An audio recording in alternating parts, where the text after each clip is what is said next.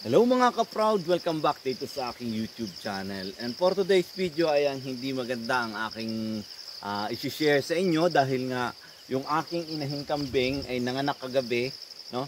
So bago ako matulog, siya ay nakitaan ko na ng senyales na siya ay manganganak dahil nga medyo balisa siya at hindi siya mapakali.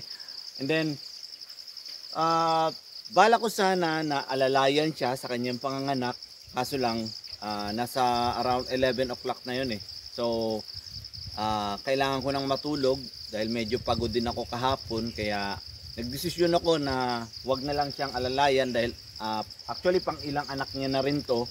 Pero yun nga, nakakalungkot dahil hindi niya matagumpay na nailabas yung kanyang dalawang anak sana na parehas lalaki, no? So kaninang umaga pagkagising ko ay pinuntahan ko kaagad siya dito. Pagtingin ko ay walang batang kambing na umiiyak. O yun, naka ano pa sa ari niya or nasa katawan pa niya, yung ulo pa lang ang nakakalabas. So yun, kaya tinulungan ko na siya. Buti nga napuntahan ko kaagad siya, tapos umulan pa kagabi. Ngayon nga umuulan pa rin, pero eto ay pinunta ko na siya doon sa silong ng aking tinutulugan. Ang problema, hinahanap niya yung anak niya. So yun yung problema ko dito sa kambing na to. At isa pa sa problema ko dito sa kambing na to, hindi siya sumisigaw kapag ka nanganganak. So silent lang siya, kalmado. Parang si Pangulong Bongbong Marcos na sa kabila ng pagmumura ni Inday BP Sara, kalmado lang siya. So yun, mukhang gusto niya nang sumilong dahil umuulan. So yun, nakakalungkot man pero wala akong magagawa. Pero talagang kasama sa buhay, kasama sa paglago, yung pagkakaroon ng ganitong sitwasyon na hindi matagumpay. Ang mahirap sa panganganak ng kambing kapag yung ulo lang ang lumalabas, yun, sumilong na siya. Dahil dinala ko siya doon sa silungan, o doon niya dinala, doon na rin siya pumunta. Ayun, pakita ko sa inyo. So yun, nandun na siya. Doon ko natatapusin yung kanyang vlog, yung aking vlog, ano? So yun. So ayan, at nandito na nga, sumilong na siya dito sa aking tinutulugan, ano? So yun. Kanina dinala ko na siya dito. Binuhat ko dahil nga baka mabinat siya, umaambon. So ang kambing kasi ay may binat din para din siyang tao. Kaya kailangan iniingatan din natin siya na wag mabasa kapag bagong panganak, no? Dahil lalo na sa kanya, sa sitwasyon niya, mukhang ako'y nangangamba pa nga na baka ma-infection siya kasi nga patay na yung batang kambing doon sa kanyang katawan. Pero yung ulo nakalabas.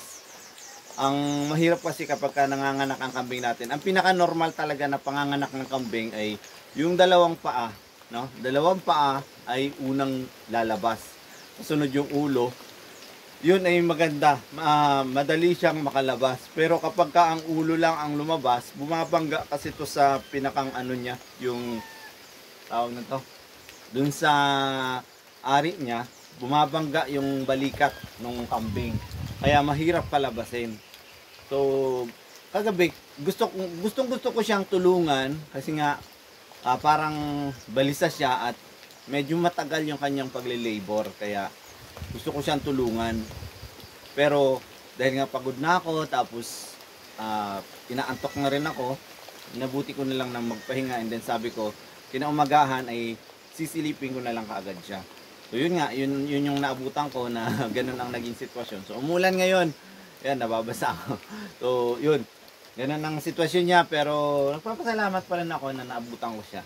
Alam nyo, ang kambing ko, kaya halos hindi ako makapagbenta dahil mahal na mahal ko sila.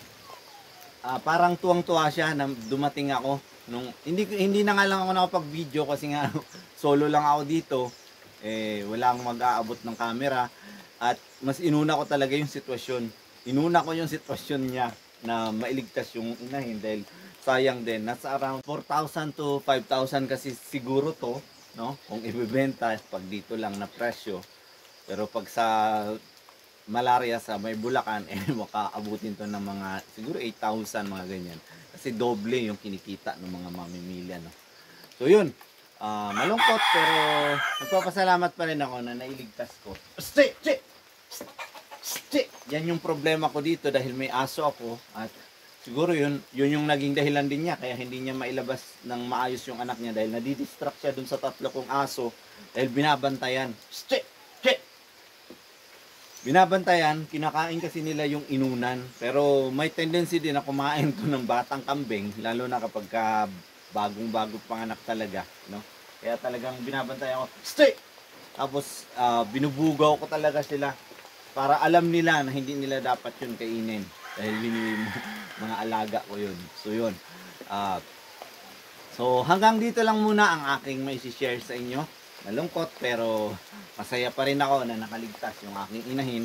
Ayun, malungkot siya na akala niya talaga buhay yung anak niya, binalikan pa niya doon. Binuhat ko siya dito, binalikan pa niya doon. Tapos nitong lumakas ang ulan, nung magbablog ako ay lumakas ang ulan. So yun, bumalik siya dito dahil hindi naman dito nauulanan. Ayan. So yun, shout out kay Idol DJM Mix Vlog and Idol Brave Buddy LBNP Kate Flores Torres. Ayan. And shout out kay Idol Bernie Rada and kay Idol Boy Makagala, kay Probinsyanong Astig sa mga hindi ko na shout out nung nakaraan, and kay CNN Loop Game Poll. Ayan, shout out sa'yo. Shout out sa inyo mag-asawa. Ayan. And then shout out kay Idol Richard Maturan and Idol Chody Allegro na lagi nakasubaybay sa mga vlog. Ayan, watching from Canada. Ayan. Salamat sa inyo, and then kay Macau Vlogs and kay Idol Ronnie TV. Ayan, shout out sa inyo. And sino pa ba? Ayan. Fix and Review. Ayan, shout out sa inyo. Ayan. So, yun lang muna ang aking maibabahagi ngayong araw na to. So, yun. At lumalakas ang ulan at ako'y nababasa. So, ako'y na may maliligo at ako'y maglalaba din. So, yun. Happy goat farming. God bless. Ayan, ang share ko lang sa inyo. Magkaganon man ang sitwasyon ay tanggapin natin at dapat ay handa tayo. Yun. God bless. Mabuhay.